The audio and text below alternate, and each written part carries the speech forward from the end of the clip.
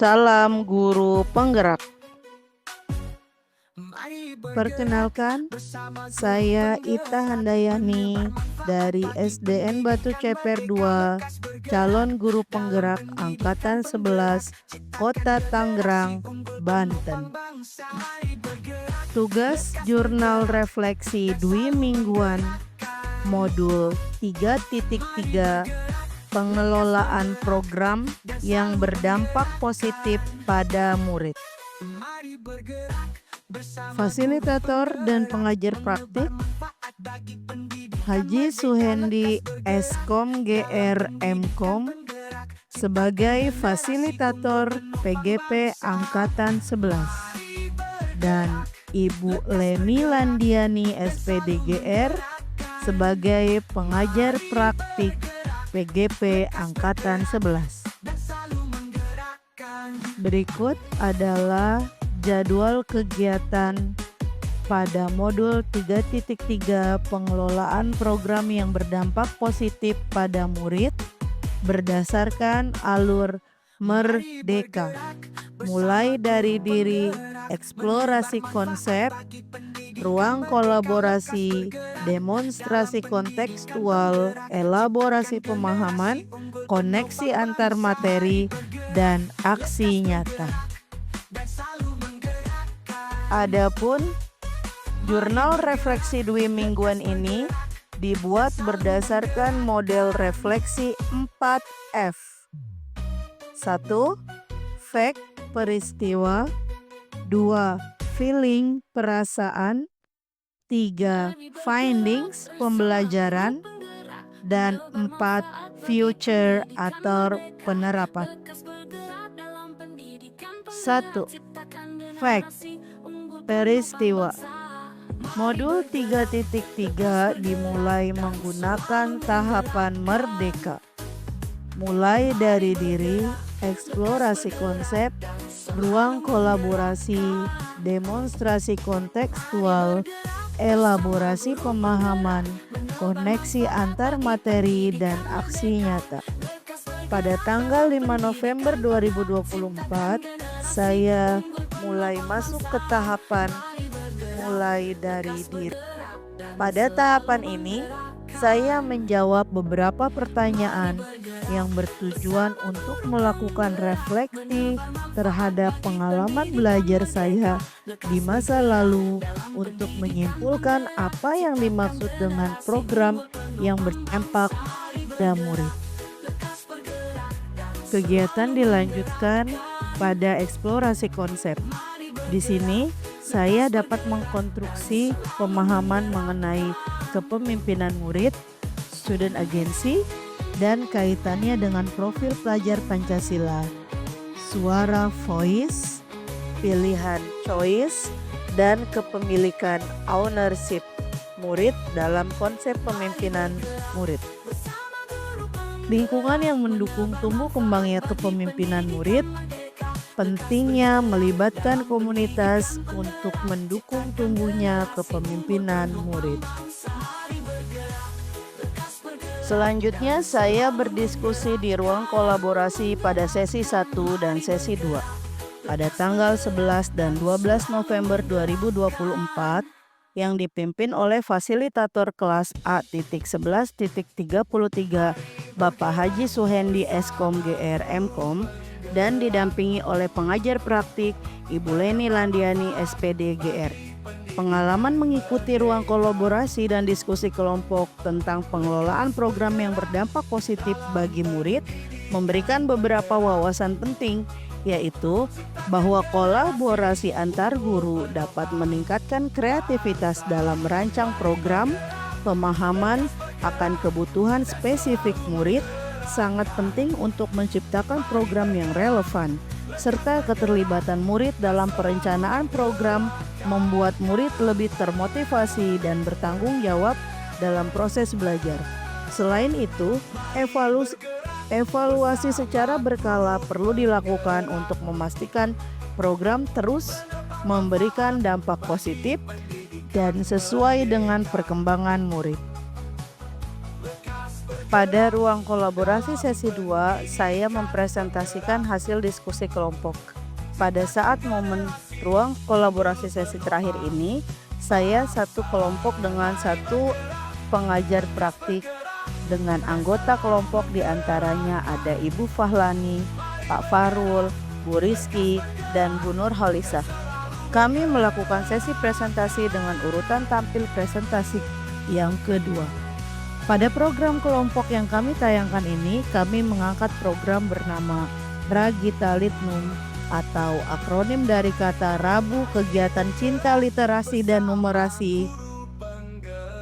Kami sangat menikmati sesi terakhir rukol ini bersama fasilitator, pengajar praktik, serta Bapak Ibu rekan CGP yang berjumlah 10 orang berada dalam satu fasilitator.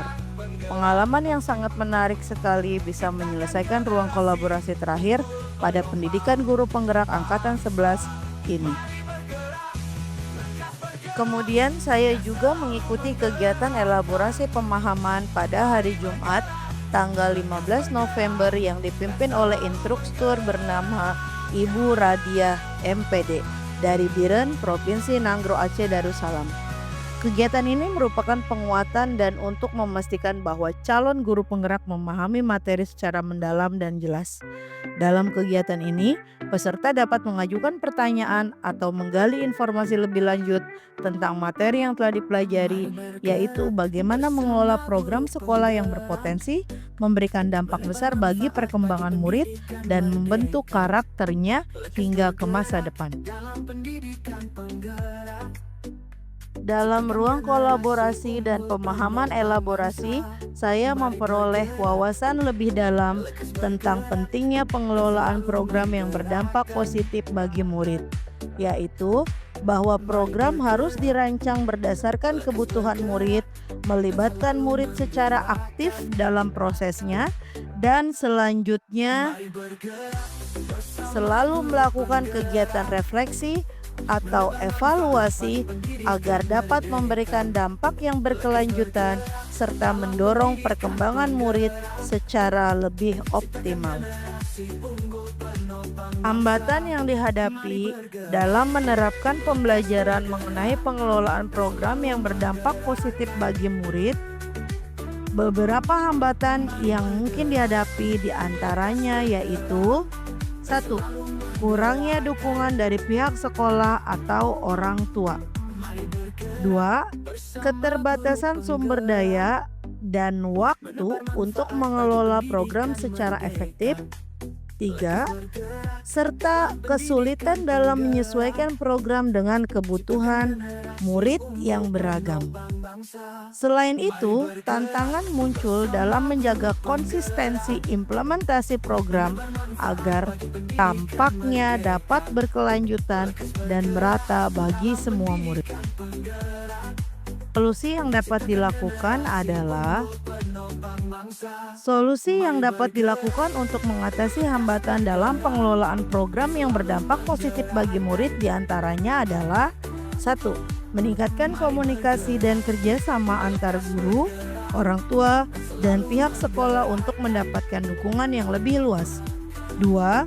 Mengoptimalkan penggunaan sumber daya yang tersedia dengan kreativitas dan kolaborasi. 3. Serta melakukan pelatihan atau workshop untuk meningkatkan keterampilan guru dalam menyesuaikan program dengan kebutuhan murid yang beragam. Selain itu, menetapkan evaluasi berkala dapat membantu memastikan program berjalan konsisten dan efektif, serta memungkinkan penyesuaian yang diperlukan agar program tetap relevan dan bermanfaat bagi murid. 2. Feelings, perasaan. Perasaan yang dirasakan diantaranya meliputi rasa tanggung jawab, dan kepedulian untuk memberikan yang terbaik bagi perkembangan murid, antusiasme dalam merancang dan menjalankan program yang bermanfaat, serta kebanggaan ketika program dapat berjalan efektif dan memberikan dampak positif. Namun, ada juga perasaan cemas atau khawatir jika program menghadapi hambatan atau tidak mencapai hasil yang diharapkan, serta rasa tertantang untuk terus berinovasi dan mencari solusi demi keberhasilan program tersebut. 3. Findings pembelajaran. Setelah mempelajari modul 3.3 tentang pengelolaan program yang berdampak positif bagi murid, saya dapat memetik beberapa pelajaran penting, di antaranya yaitu 1. Setiap program yang efektif dapat didasarkan pada pemahaman dalam terhadap kebutuhan dan karakteristik murid. 2. Pentingnya kolaborasi antar guru, murid, dan pihak lain yang terlibat untuk mencapai hasil yang optimal. 3. Kemudian saya juga belajar bahwa kegiatan refleksi dan evaluasi berkala sangat diperlukan untuk memastikan program tetap relevan dan berdampak positif secara berkelanjutan, serta bahwa fleksibilitas dalam menghadapi hambatan dan penyesuaian program sesuai perkembangan murid sangat berperan dalam keberhasilan program tersebut. 4. Future penerapan. Setelah mempelajari modul 3.3 tentang pengelolaan program yang berdampak positif bagi murid, langkah awal yang akan saya terapkan adalah melakukan analisis kebutuhan murid untuk memastikan program yang direncanakan relevan dengan kondisi karakteristik mereka. Selanjutnya, saya akan membuat kolaborasi dengan rekan guru dan melibatkan murid dalam merencanakan perencanaan agar program dapat diterima dengan baik dan mendorong partisipasi aktif mereka. Selain itu, saya akan membuat dan merancang kegiatan refleksi dan evaluasi secara berkala untuk memantau perkembangan dan dampak secara kontinu, serta siap melakukan penyesuaian jika diperlukan. Berikut adalah dokumentasi kegiatan modul 3.3 pengelolaan program yang berdampak positif pada murid. Ruang kolaborasi sesi 1, 11 November 2024. Dokumentasi kegiatan modul 3.3 pengelolaan program yang berdampak positif pada murid. Ruang kolaborasi sesi 2, 12 November 2024. Dokumentasi kegiatan modul 3.3 pengelolaan program yang berdampak positif pada murid. Elaborasi pemahaman 15 November 2024. Sekian, terima kasih. Demikian, semoga pemaparan ini dapat menginspirasi.